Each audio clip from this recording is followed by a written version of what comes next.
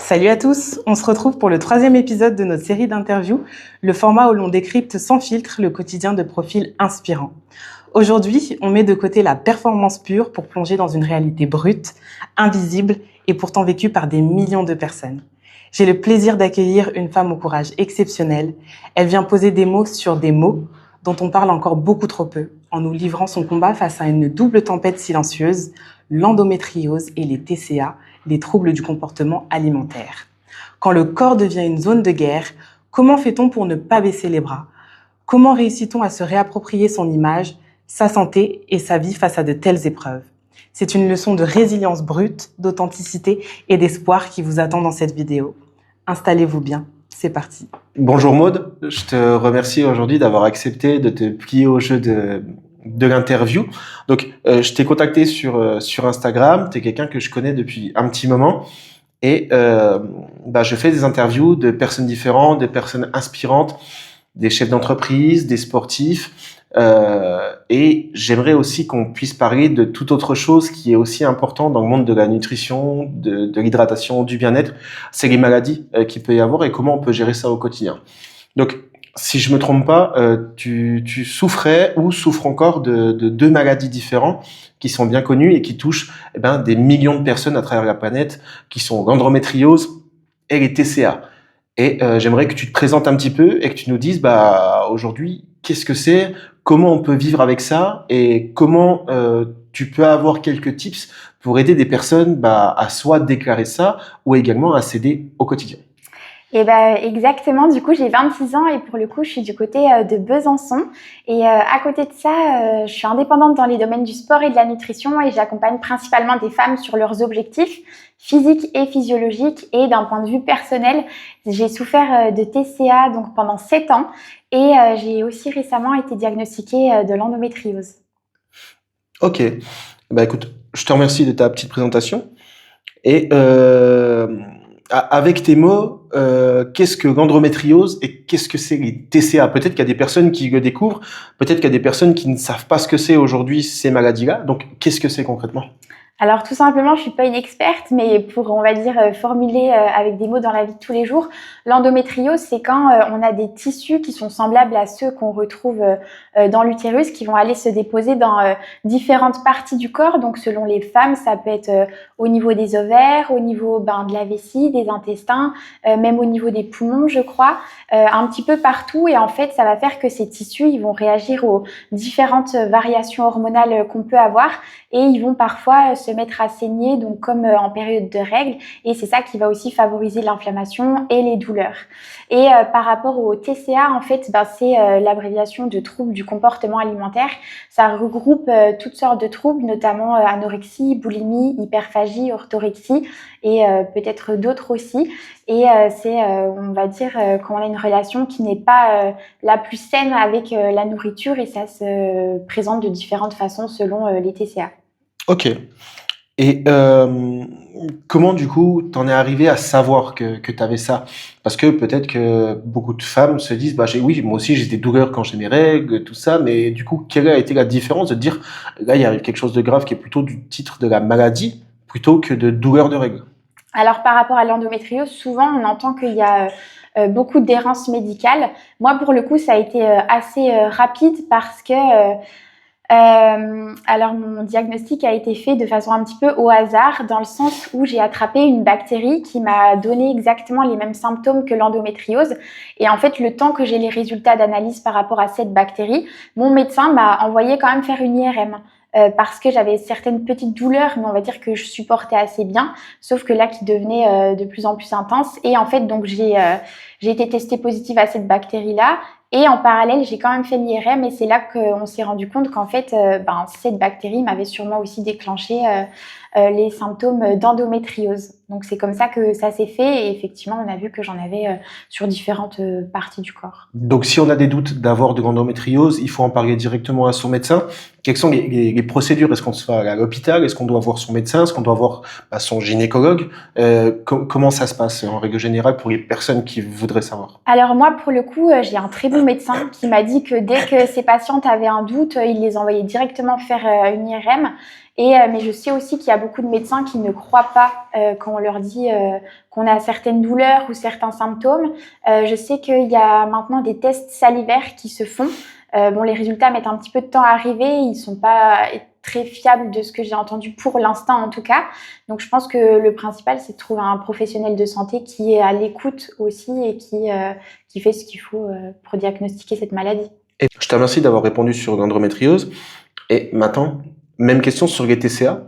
Comment on peut faire pour être diagnostiqué TCA? Comment la personne peut savoir que c'est pas une phase ou quoi que ce soit? Enfin, moi, j'y connais pas vraiment. Mais comment toi tu as su et comment ça a été déclaré que c'est réellement des TCA et pas issus d'autre chose? Je pense qu'on se rend peut-être pas forcément compte au début parce que c'est quelque chose qui arrive un petit peu, on va dire, sournoisement. Pour ma part, en tout cas, on en rediscutera peut-être un petit peu plus, mais ça a été une petite restriction qui s'est ajoutée à une autre, qui s'est ajoutée à une autre et qui a fait que on s'est rendu compte que ça n'allait pas. C'est aussi d'un point de vue santé. Je commençais à faire des malaises, à pas me sentir très bien. Donc, c'est notamment au lycée, l'infirmière avait vu qu'il y avait quelque chose qui allait pas. Une de mes profs d'anglais aussi s'en était rendu compte et puis m'avait orientée vers des professionnels aussi. Ok. Je te remercie. Donc, c'est quelque chose qui peut être diagnostiqué grâce à des professionnels de santé où on peut faire la demande directement auprès d'eux. Exactement, juste en discuter si on pense qu'il y a quelque chose qui a changé aussi au niveau des habitudes. Et au niveau des stades de la maladie, je pense qu'il existe plusieurs stades au niveau de l'endométriose ou des TCA que tu as réussi à vaincre. Donc déjà, félicitations à toi d'avoir réussi à vaincre ça. À quel niveau toi, personnellement, tu te situes à l'endométriose et quelles sont les conséquences réelles et les complications qui peuvent survenir, si la maladie s'aggrave? Alors, par rapport à l'endométriose, donc moi, j'ai été diagnostiquée très récemment, il y a quelques mois. Et il y a différents stades au niveau, par exemple, par rapport aux lésions aussi. Il peut y avoir des lésions superficielles et il peut y avoir des lésions un petit peu plus profondes. Donc, ils vont venir s'infiltrer comme et prendre racine aussi dans les organes. Donc, moi, j'ai à une certaine partie des tissus, mais qui sont déposés de façon superficielle et au niveau des ligaments utérosacrés qui sont un petit peu plus profonds. Et après, donc j'en suis au niveau, on va dire, diagnostiqué récemment, mais je sais qu'il y a des femmes où ça devient très très compliqué. J'ai échangé avec une femme qui se fait opérer plusieurs fois par an aussi. Ok. Donc opérer pas pour guérir, parce qu'on ne guérit pas de l'endométriose, pour soulager, mais pour essayer d'enlever ces lésions et pour voir au niveau de la douleur comment ça peut se passer aussi. Ok, d'accord. Et c'est une question essentielle, mais est-ce que l'endométriose est quelque chose qui se soigne? Est-ce que c'est quelque chose qu'on peut guérir définitivement ou alors est-ce qu'on est condamné à vivre avec ça toute sa vie? Alors l'endométriose, de ce que je sais aussi, parce que je suis pas spécialiste, mais on ne guérit pas de l'endométriose. Bien sûr qu'on peut mettre des petites choses en place pour essayer d'améliorer le quotidien, notamment par exemple j'ai des séances de kiné. Il y a aussi tout ce qui est alimentation anti-inflammatoire. Il y a des petites choses qui s'appellent comme un TENS. En fait, c'est quelque chose qu'on va placer sur là où on a mal. Et ça va venir un petit peu stimuler aussi, donner une source de chaleur. Enfin, voilà, il y a plein de choses. C'est comme une bouillotte? En fait, c'est comme un patch que tu vas venir poser en fonction de là où tu as mal. Et ça va venir faire des petites stimulations pour essayer de... Parce que le fait d'avoir mal, c'est pas toujours autour de l'utérus, c'est pas toujours là, ça peut te faire mal en bas du dos, ça peut te faire mal à différentes parties, en bas du ventre. Moi, je trouve que c'est le côté où tout de suite, quand on dit endométriose, les gens ils disent « Ah, t'as mal au ventre, etc. » Moi, c'est très rare que j'ai mal au ventre. C'est toujours, même là, c'est le cas, j'ai mal dans le bas du dos. C'est le bas du dos, là où il y a mes lésions en fait, tout simplement. Et c'est douloureux, ça. Et le ventre gonflé, tout ça. Récemment, tu as mis une publication où on pouvait te voir d'un jour à l'autre un ventre où on avait l'impression que tu étais une femme enceinte de 3 à 4 mois et le lendemain avoir un ventre tout à fait plat. Justement, ça m'a fait réagir et ça m'a donné aussi également de t'inviter aujourd'hui pour en parler. Parce que j'ai pu voir les réactions de certaines personnes assez puériles, si je peux me permettre, qui étaient dessus. Et qui ont réagi en disant que ça pouvait être fake ou tout ça, mais c'est peut-être des choses que vivent des millions de personnes tous les jours. Et c'est bien de le comprendre et c'est bien de pouvoir mettre le doigt dessus également, parce que maladie très connue, mais encore très peu parlée, où vraiment il faut aujourd'hui que cette parole-là soit plus connu. Donc je te remercie de te prêter au jeu, de pouvoir en parler aujourd'hui dans ma petite vidéo amateur. Avec plaisir aussi. Donc on va revenir un petit peu sur les TCA, si tu me permets. Bien sûr. Souvent les TCA peut-être s'installent de manière très sournoise. Quel a été le point de départ pour toi? Est-ce que c'est venu d'une volonté de contrôler ton poids, d'un stress lié à une maladie ou d'une autre raison? Alors effectivement, ça s'est installé un petit peu sournoisement et je pense en tout cas que pour ma part, c'est venu de quelque chose d'assez personnel, peut-être par rapport à ma situation familiale à ce moment-là. C'est vrai que je fais beaucoup, on va dire, d'auto-réflexion et c'est un petit peu apparu au décès de mon grand-père. Et c'est vrai qu'à ce moment-là, au niveau de ma famille, c'était un petit peu, je pense que c'était une certaine forme pour essayer d'attirer l'attention malgré moi. Et c'était quelque chose, en fait, c'était un moment où je contrôlais absolument rien de ce qui pouvait se passer dans ma vie. Et je pense qu'en fait, cette chose-là, ma relation avec la nourriture, c'était la seule chose qui était en mon pouvoir de contrôler.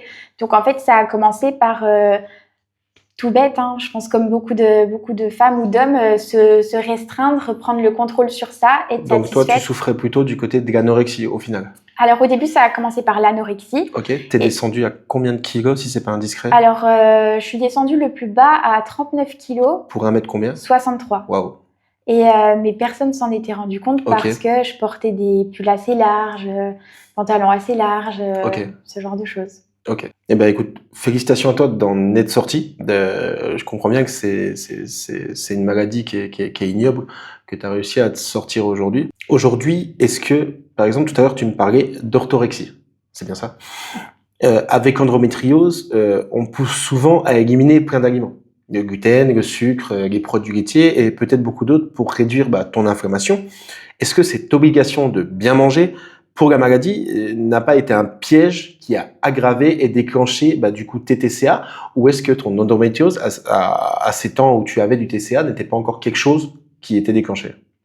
Alors du coup, moi j'ai guéri de mes TCA, enfin je pense que ça s'est totalement terminé vers 2022. Ok. Et du coup, j'ai été diagnostiquée donc il y a quelques mois de mon endométriose, donc en 2026. Et donc là, ça va que j'ai un rapport très sain avec la nourriture. Mais effectivement, je pense que c'est une frontière assez étroite parce qu'on nous dit, pour essayer d'avoir une alimentation anti-inflammatoire, c'est mieux sans gluten, c'est mieux sans lactose, et puis etc., etc. Et du coup, ça fait qu'on est amené à éliminer ou à limiter une très grande partie d'aliments.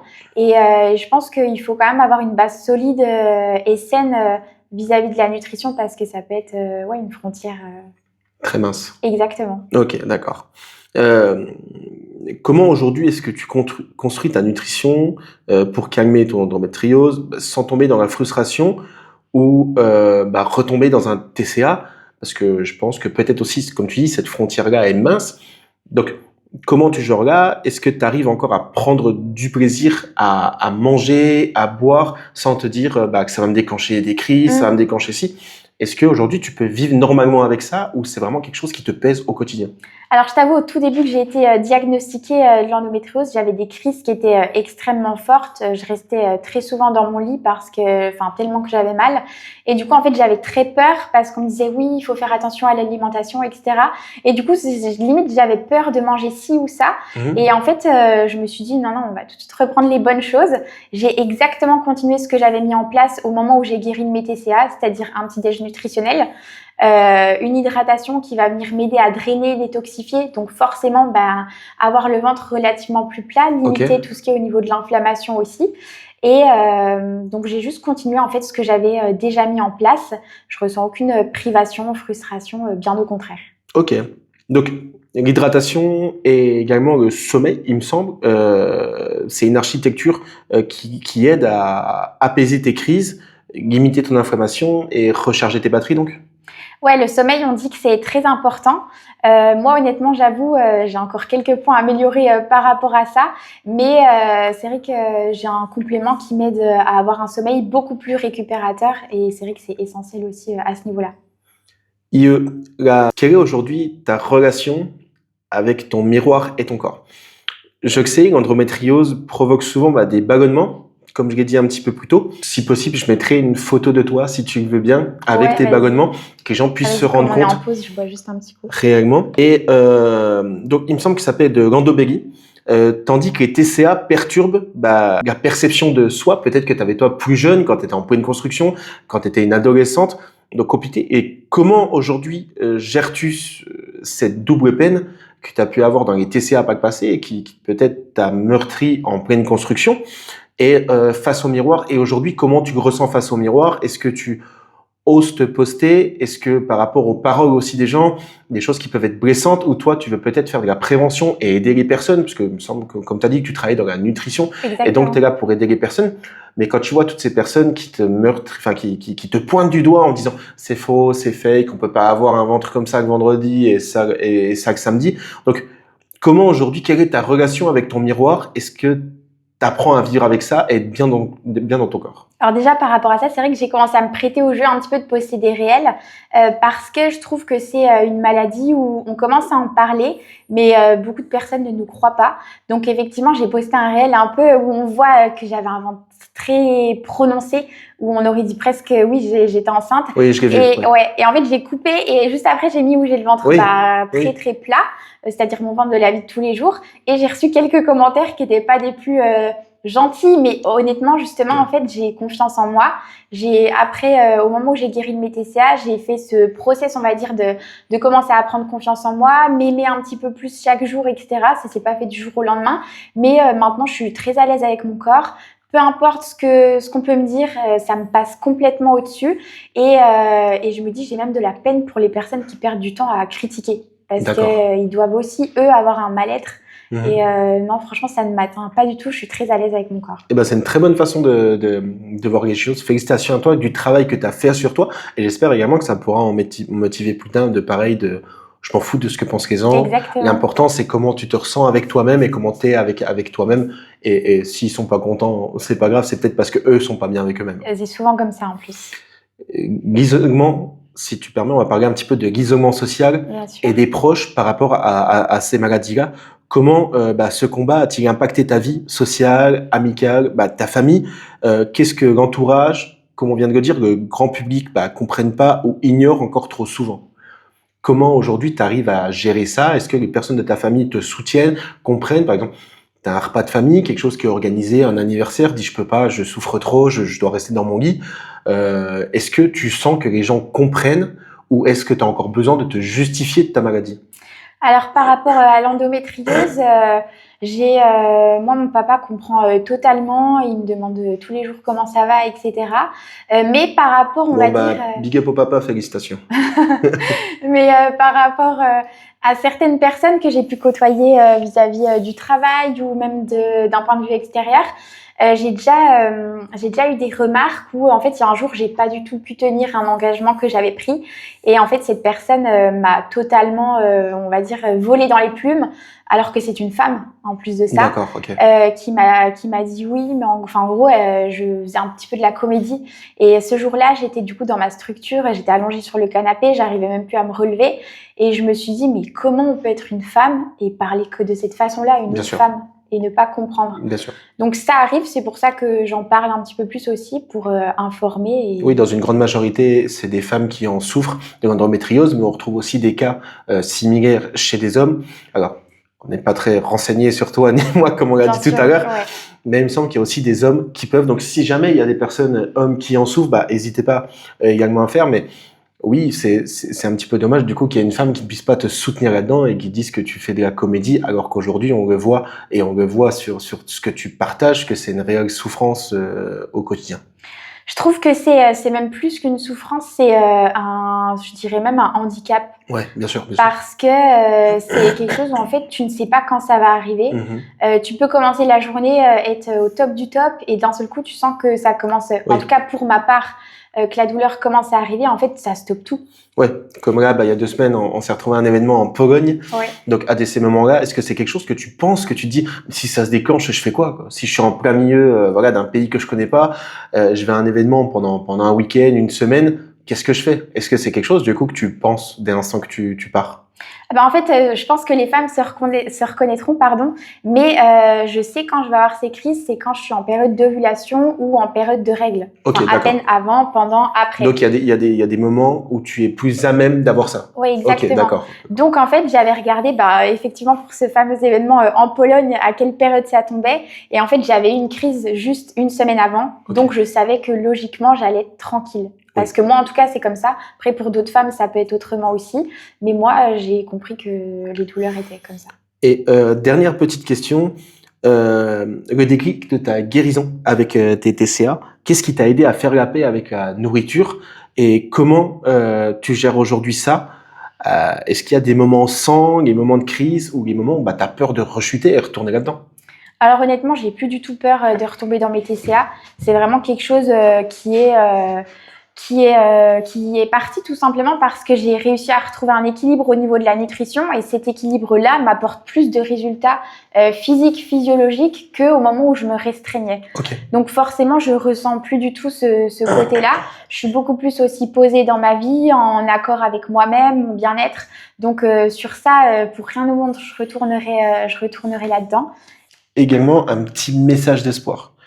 Quel est le plus grand conseil ou la plus belle leçon que tu as appris et que tu aimerais partager aujourd'hui avec des femmes, des hommes qui regarderaient cette vidéo et qui traverseraient la même épreuve que toi? Je pense que quoi qu'il arrive, faut se détacher du regard des autres. Des fois, peu importe ce qui peut se passer dans nos vies, que ce soit l'endométriose, les TCA ou n'importe quel événement, faut toujours faire les choses pour soi et ne pas se soucier de ce que les autres peuvent penser parce que de toute façon, quoi qu'il arrive, personne ne fera les choses à notre place. Et c'est hyper important. Des fois, on se freine par peur de ce que les autres peuvent penser, mais en vrai, quoi qu'il arrive, les gens critiqueront. Donc autant faire ce qu'on a envie de faire et c'est malheureux à dire, mais souvent les personnes qui critiquent sont celles qui sont les plus mal dans leur vie parce que j'ai jamais connu quelqu'un qui avait des projets, qui était ambitieux, critiquer une autre personne. Parce qu'en fait, tout simplement, ces personnes-là, elles n'ont pas le temps de critiquer. Eh ben, je te remercie pour cette petite interview.